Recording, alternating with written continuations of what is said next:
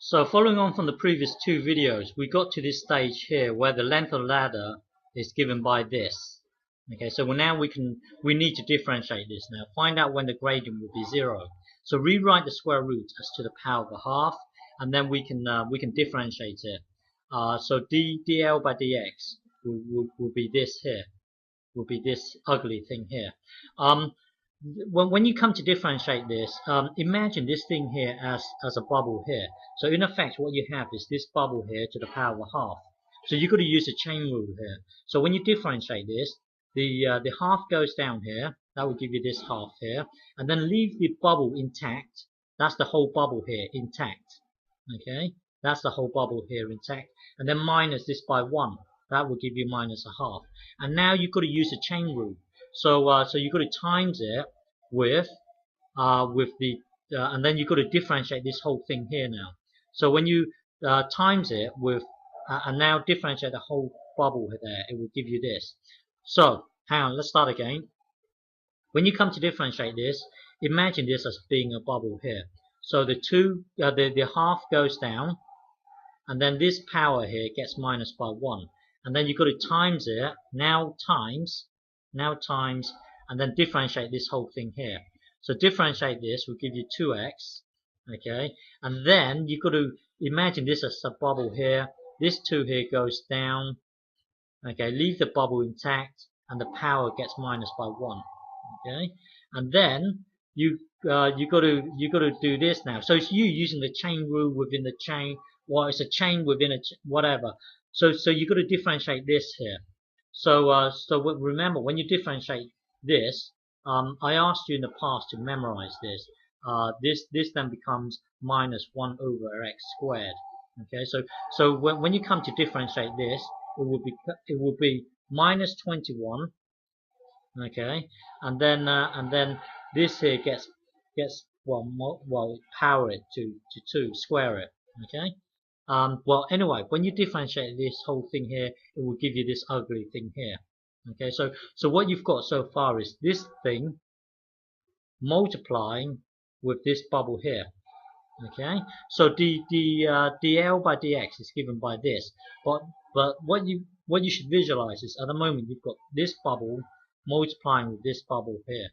So visualize dl by dx as this, as one bubble multiplying with another bubble. So you want dl by dx to be 0. So concentrate on making one of the two to be 0. Concentrate because you want this to be 0. Concentrate on making one of the two to be 0. Now, if you look at this thing here, at the moment you've got this thing, which is this bubble here, multiplying with this thing here, which is this bubble here. Concentrate on making one of the two 0. That would then make this 0. Okay. Well, if you look at this here, this thing here, you can imagine this thing here as, well, hang on. Imagine this thing here. Remember that this here is a square root, 1 over square root. So hang on. Looking at this bit here, the point I'm trying to make here is that this thing here can never be 0. Because, well, looking at this here, you can rewrite this as 1 over the square root of something. Now, if you look at this here, you can never make this to be 0. It's like me asking you to put a value in this bubble here. That will make this whole thing here 0. Think about it. Maybe press pause and think about this, but you can't really do it. You can't think of a number where you can put it into this bubble and then this whole thing here will be 0. The point I'm trying to make is that when you come to look at this here, this thing here can never be 0. This whole thing here can never be 0. Because if you visualize it like this, it can't be 0. Okay? So this thing here cannot be 0. So let's just concentrate on making this bubble to be 0. Okay? So because this at the moment you've got this thing multiplying with this thing here.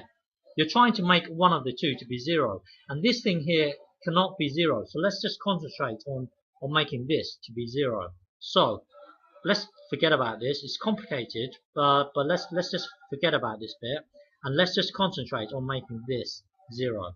Okay. So hang on. So concentrate on making this 0 here. Okay, that's what we're at the moment. That's where we're at. So here, forget about this. Concentrate on making this to be 0. Okay, so that's us trying to make this 0. Now, when you look at this here, well, multiply this out. Okay, that would then give you. Hang on, let me think. Hang on, sorry. When you get to this stage here, let me think. Yeah, merge this with this thing here, because at the moment you've got one block multiplying this block, multiplying this block. Merge these two together. Well, there are lots of ways of doing it. Do whichever way you want. Blah blah blah. And then this times this, and then this times this here. That will then give you this. Basically, I'm just trying to merge all the fractions together. So blah blah blah. Merge all three fractions together here. Okay, that will then give you this. Okay, now times both sides by this. That will then give you this.